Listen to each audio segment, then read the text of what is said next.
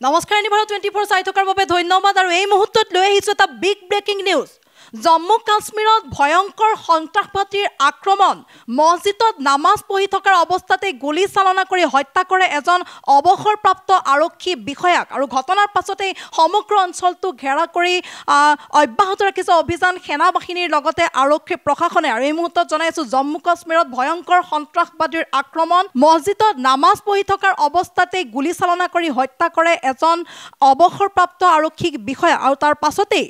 নিৰাপত্তাৰক্ষীয়ে ঘেৰাও কৰিছে সমগ্ৰ অঞ্চলটো আমি সবিশেষ জনাইছো এই মুহূৰ্তত জম্মু কাশ্মীৰৰ বাৰামুল্লা জিলাত মহম্মদ শ্বাফি নামৰ এজন অৱসৰপ্ৰাপ্ত আৰক্ষী বিষয়াক গুলিয়াই হত্যা কৰে সন্ত্ৰাসবাদীয়ে মছজিদত নামাজ পঢ়ি থকাৰ সময়তে চেৰি বাৰামুল্লাৰ গন্তমুল্লাত অৱসৰপ্ৰাপ্ত আৰক্ষী বিষয়া মহম্মদ শ্বাফিৰ ওপৰত সন্ত্ৰাসবাদীয়ে গুলি চালনা কৰা আৰু ইতিমধ্যে মৃত্যু হৈছে আৰক্ষী বিষয়াজনৰ ঘটনাটোৰ পিছতে সমগ্ৰ অঞ্চলটো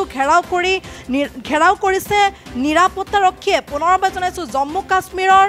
সন্ত্ৰাসবাদীৰ ভয়ংকৰ আক্ৰমণ মছজিদত নামাজ পঢ়ি থকাৰ অৱস্থাতে সন্ত্ৰাসবাদীয়ে গুলিয়াই হত্যা কৰিছে অৱসৰপ্ৰাপ্ত আৰক্ষী বিষয়াক আৰু ঘটনাৰ পাছতে সমগ্ৰ অঞ্চলটোত সেনা আৰক্ষীৰ ব্যাপক অভিযান আৰু ইতিমধ্যে মৃত্যু হৈছে মহম্মদ শ্বাফি নামৰ আৰক্ষী বিষয়াজনৰ মন্দিৰত নামাজ পঢ়ি থকাৰ অৱস্থাতে সংঘটিত হৈছে এই গুলি চালনা ঘটনা আৰু ইতিমধ্যে মৃত্যু হৈছে মহম্মদ শ্বাফিৰ আমি পুনৰবাৰ জনাইছো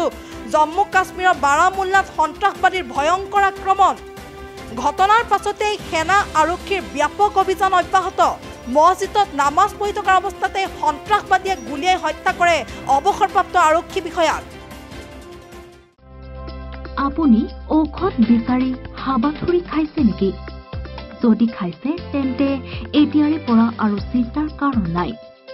কিয়নো আপুনি বিচৰা ধৰণৰ সকলো ঔষধ উপলব্ধ থাকিব নমন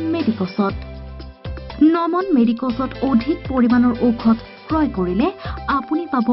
10% ৰেহাই কিছু দিনৰ পাছত নমন মেডিকছত উপলব্ধ হ'ব সকলো বিভাগৰ অভিজ্ঞ চিকিৎসক গতিকে দেৰি কিয় কৰিছে আমাৰ ঠিকনা গণেশগুৰি স্বৰ্গীয় খগেন মহন্ত পথ দিছপুৰ পলিক্লিনিকৰ বিপৰীতে